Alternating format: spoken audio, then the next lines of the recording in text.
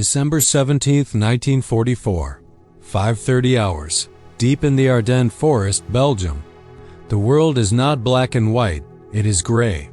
A suffocating, freezing gray mist that clings to the pine trees like a shroud. You are standing in the commander's cupola of a 69-ton Tiger II tank. The steel beneath your gloves is so cold it burns the skin. The air smells of ozone, wet pine needles, and the thick, oily stench of unburnt diesel. Below you, the Maybach engine roars, a mechanical beast coughing to life in the pre-dawn dark. But there is a second sound, one that twists the stomach of every officer in the column.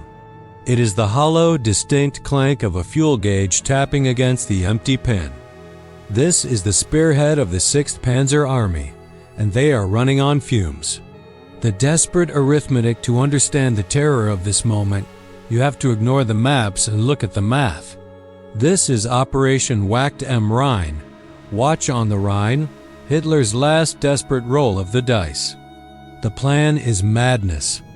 Punch a hole through the American lines, cross the Meuse River, and capture the port of Antwerp. But the logistics are a nightmare. The German war machine, once the predator of Europe, is now a starving beast. These Tiger tanks burn 4 gallons of gasoline for every single mile traveled off-road.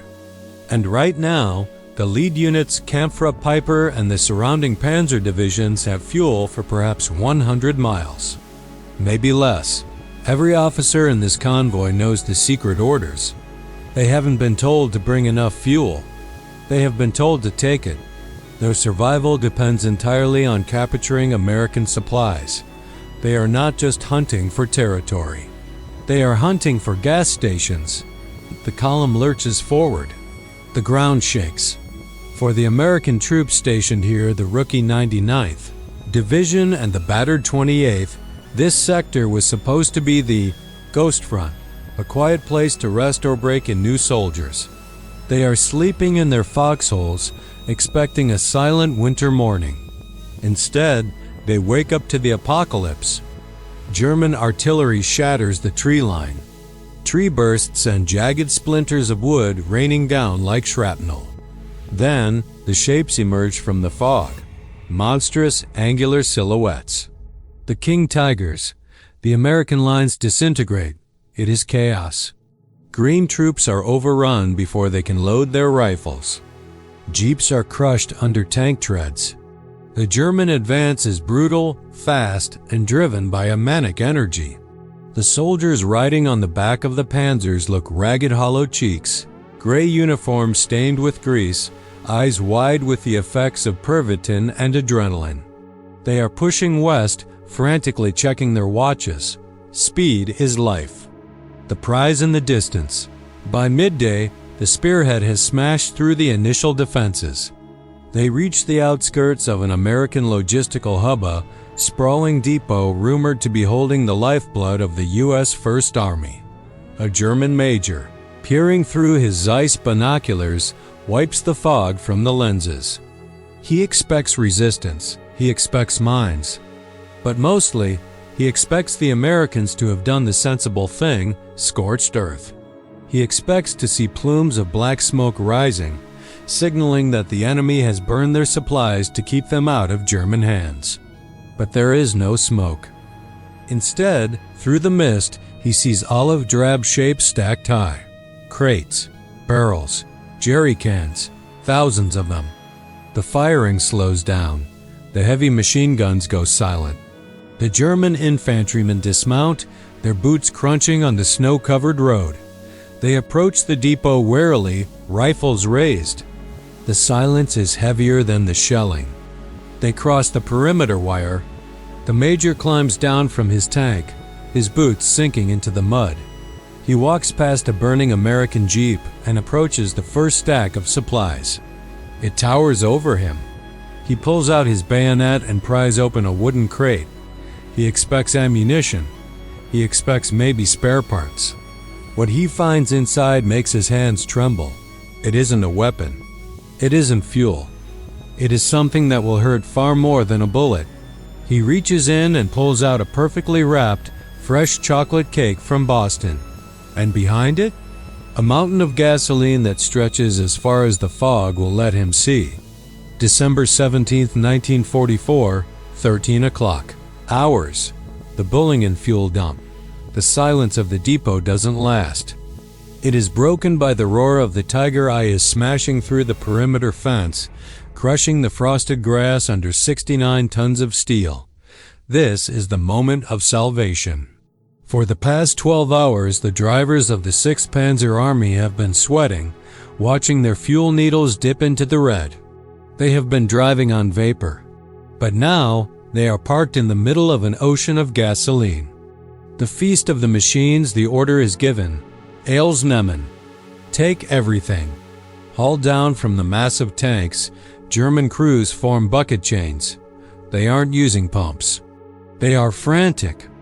They grab the American 5-gallon olive drab canisters, what the Allies called jerry cans, copied from the Germans' own superior design, and begin pouring the precious liquid into the thirsty bellies of the Tigers and Panthers. The smell is intoxicating. High-octane aviation fuel and standard gasoline mix with the winter air. The tank crews are laughing. It is a manic, hysterical laughter. 10 minutes ago, they were facing the prospect of abandoning their vehicles and walking back to Germany. Now they are filling their tanks to the brim. They strap extra cans to the turrets, they fill canteens. They have captured approximately 50,000 gallons of fuel. In the context of the whole war, it is a drop in the bucket. But for this specific battle group, right here, right now, it feels like they have just robbed the Bank of England. But while the machines feast, the men find something else. And this is where the laughter stops. The war of logistics, you are a 19-year-old grenadier. You haven't changed your socks in 3 weeks. Your uniform is made of recycled wool, a scratchy thinning material that barely stops the wind. Your rations are moldy bread and a paste that claims to be sausage. You pry open a captured American supply truck parked near the fuel stacks. Inside, you don't just find ammunition, you find a different universe. You find cartons of Lucky Strike cigarettes. You find dry, wool socks, thousands of them. You find tins of real coffee, not the roasted acorn substitute you've been drinking for 2 years. You find powdered eggs, chewing gum, and razor blades. This is not a supply dump. This is a department store. The veteran officers watch their men tearing into the crates. They see the soldiers shoving chocolate bars into their mouths with dirty fingers, lighting American cigarettes with trembling hands. It should be a moment of triumph. Look what we took from them. But for the major watching from his command track, it is a moment of profound, nauseating horror. The realization. He picks up a captured map found in the depot office. It details the American supply lines. He looks at the rows of fuel drums stretching out behind the depot, disappearing into the mist. He does the mental math. Germany has stripped its schools of children and its nursing homes of old men to fight this battle. They have scraped together every last drop of synthetic fuel from the bombed-out refineries in the Ruhr. They have sacrificed everything for this one final punch. And here, the Americans have left behind enough gasoline to power a panzer division for a month, simply because they retreated too fast to burn it. The Americans didn't treat this fuel like gold. They treated it like water.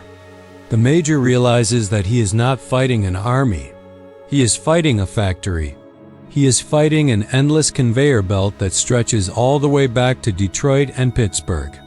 He looks at a young soldier near him. The boy is holding a letter he found in a discarded jacket. It's a Christmas card from Kansas. It smells of perfume. The soldier looks up at the major, his eyes wide. "Herr Major," he whispers, "they have fresh cake. They have fresh socks. How can we fight people who have fresh socks?" The poisoned chalice, the euphoria of the capture begins to curdle. The fuel tanks are full, yes. The engines roar with renewed power. Kampfra Piper can continue its drive to the Meuse. They can burn more villages. They can kill more Americans. but the morale of the unit has suffered a fatal, invisible wound. They have seen the face of the enemy's wealth. They know now that even if they kill 10,000 Americans, there are 10,000 more waiting, and they will all arrive driving new trucks, wearing warm coats, and eating steak. The major crushes the American map in his fist. He barks an order to mount up. He forces the men away from the food, back into the iron coffins. Move out. He screams over the engine noise. West, to the Meuse. They move out. They drive fast, fueled by American gas. But the silence inside the tanks is different now. It is the silence of men who have seen the future. And as the column rumbles out of Bullingen, leaving the looted depot behind, the major looks at the fuel gauge. It is full, but then he looks at the sky. The fog is beginning to thin. The gray mist is lifting. And for a German tanker in 1944, a clear sky does not mean sunshine. It means the Jabos are coming. December 18, 1944, 9:15 hours. The road to Stavelot. The miracle of Bullingen is over. For 24 hours, the German column moved under a cloak of invisibility. The mist was their armor. It grounded the Allied Air Force, blinding the eye of God. But now, you look up through the open hatch of the tank and your heart sinks. The gray is gone. The sky is a piercing, brilliant blue. The sun reflects off the snow with a blinding intensity. It is a beautiful winter day. And it is a death sentence. The Black Death, the sound comes first. It isn't a rumble. It's a scream. A high-pitched, tearing shriek that vibrates in your molars. Jabos. The cry goes down the line. Jag bomber. Fighter bombers. You dive inside the turret and slam the heavy steel hatch shut. Clang. You are sealed in darkness, illuminated only by the faint red glow of the instrument panel. Outside, the world explodes. The American P-47 Thunderbolts drop from the clouds like hawks. They are ugly, heavy, brutal machines, packing 8 50 caliber machine guns and racks of unguided rockets. They don't need to penetrate the thick armor of the King Tiger. They just need to hit the engine deck, or the tracks, or the fuel trucks trailing behind you. The ground shudders. Thump, thump, thump. The rockets impact the soft-skinned vehicles in the rear. Through the periscope, you watch a fuel truck carrying the very gasoline captured yesterday erupt into a fireball. The precious liquid sprays out, burning, wasted on the frozen asphalt. The driver doesn't get out. The mighty Tiger II, the pinnacle of German engineering, the tank that can kill anything on the ground from 2 kilometers away, is suddenly helpless. You are just a steel turtle, waiting for the hammer to fall.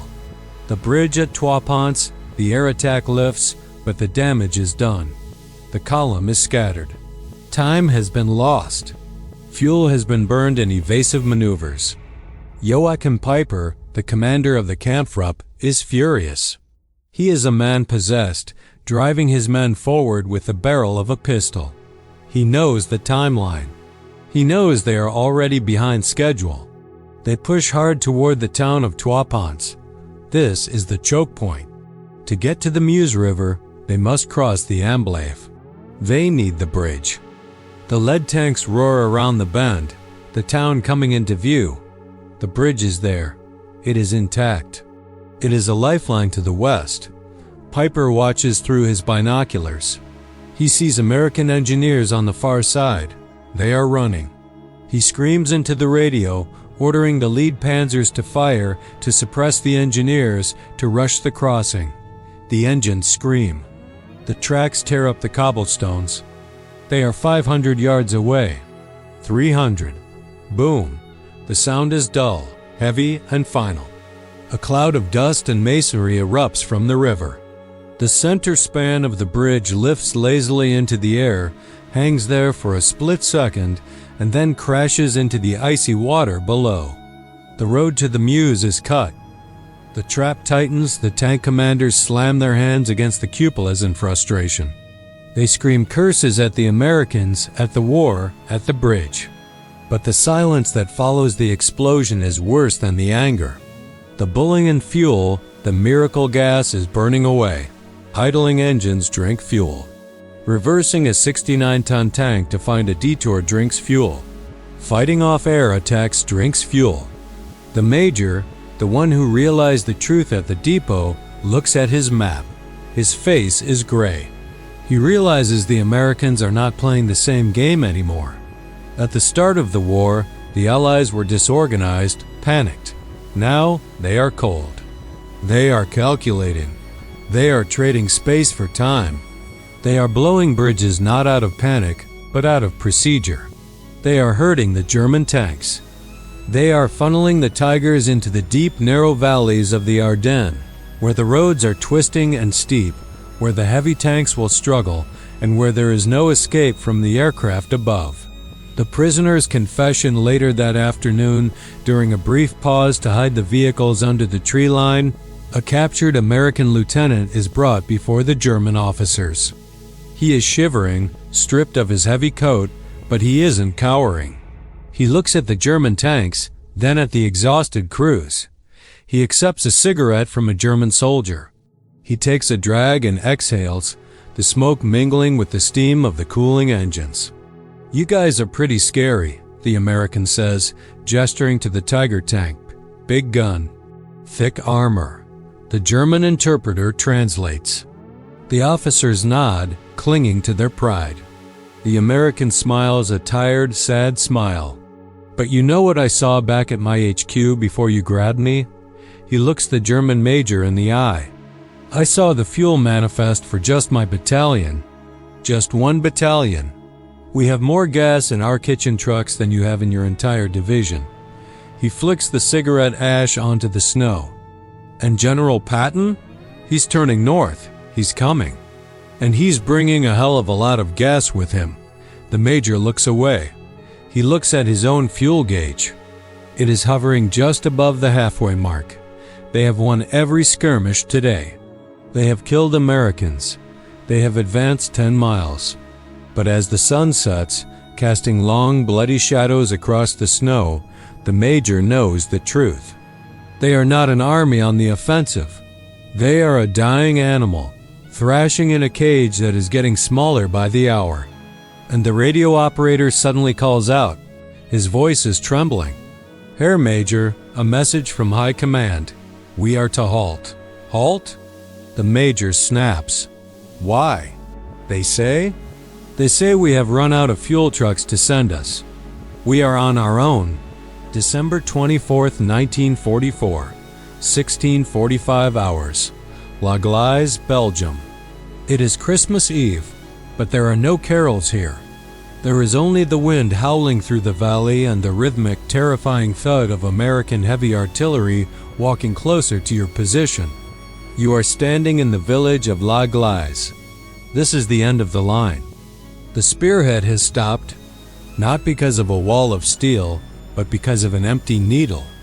Around you, the mighty King Tigers, the 69-ton monsters that terrorized the Allied lines 3 days ago, are parked in defensive positions. They look formidable. Their long 88mm barrels point menacingly down the roads. But it is a lie. They are not tanks anymore. They are steel statues. They are pillboxes. The fuel captured at Bullingen is gone, burned up in the frantic maneuvering, wasted in the traffic jams of the narrow Ardennes roads, consumed by the voracious Maybach engines that demand gallons just to idle. The paralysis the major walks from tank to tank. He looks haggard. His eyes are sunken. He watches a crew trying to manually traverse a turret because the engine won't start.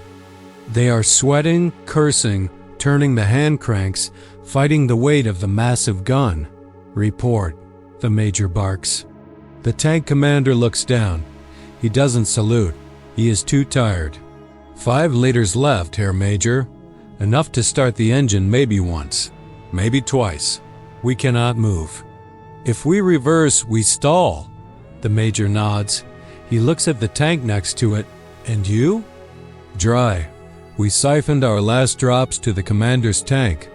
This is the reality of the master race's technology. Without the black blood of gasoline, these engineering marvels are just useless piles of scrap metal. They are traps. The sky opens up suddenly. A droning sound fills the valley. The German heads snap up, terrified of another Jabo attack, but it's not a fighter. It's a C-47 transport plane. American. It flies low over the American lines just a few miles away. The back door opens. Parachutes bloom against the gray twilight. Red, yellow, green. They aren't dropping bombs. They are dropping Christmas dinner.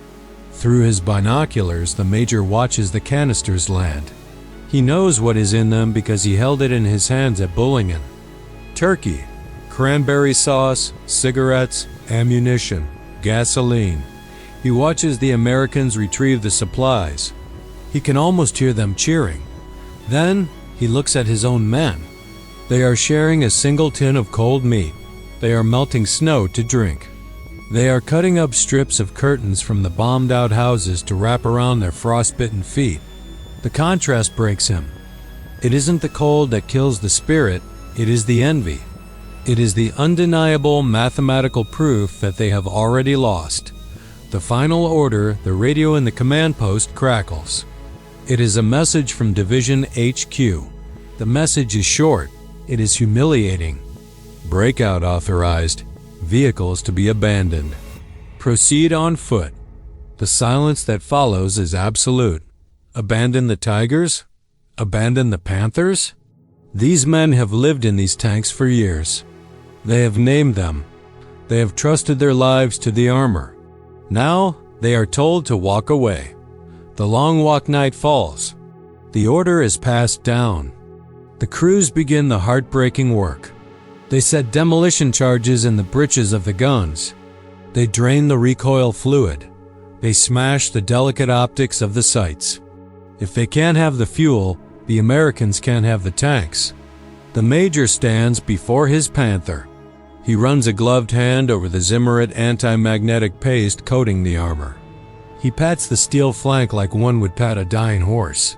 He climbs down. He adjusts his rifle. He looks at his men 800 survivors out of a battle group of thousands. "We walk," he says softly, "small groups, through the woods. Leave everything heavy."